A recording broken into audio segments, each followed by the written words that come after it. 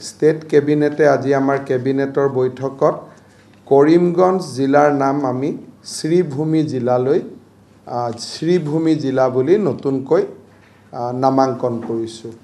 এতিয়াৰ পৰা কৰিমগঞ্জ জিলা শ্ৰীভূমি জিলা হিচাপে নামাঙ্কিত হ'ব যে যিবিলাক নামে ইতিহাসক ৰিপ্ৰেজেন্ট নকৰে তেনেকুৱা নামবিলাক আমি লাহে লাহে পৰিৱৰ্তন কৰি গৈ আছো। যেনেকৈ কালাপাহাৰ নামটো কিয় পৰিৱৰ্তন কৰিবলগীয়া হ'ল বুলি তাৰ কোনো কাৰণ নাই।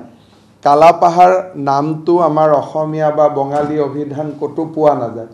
তেনেকৈ কৰিমগঞ্জ বুলি ক'লে এই শব্দটো অসমীয়া অভিধানতো নাপাব, বঙালী আমাৰ অভিধানতো নাপাব। গতিকে জিলা বা গাঁওসমূহৰ নামবিলাক অভিধানিক হওক, যে আমাৰ অভিধানত উল্লেখ থকা নাম হওক। এই কামটো আমি বহুত দিনৰ পৰা চলাই আছো। অসমৰ বহুত গাঁৱৰ নাম আমি বদলাইছো। যেনেকৈ এখন আপোনালোকে গম পাব, বৰপেটা জিলাত এখন গাঁৱৰ নাম আছে ভাচেনিচৰ।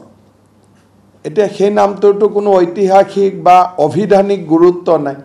গতিকে কৰিমগঞ্জ যেহেতু অসমীয়া বা বঙালী দুইটা অভিধানতে উল্লেখ থকা শব্দ নহয়, তাৰ কোনো ৰিজন নাই। যদি আপুনি সোধে কৰিমগঞ্জ নামৰ অৰ্থ কি, তাৰতো কোনো অৰ্থ নাই।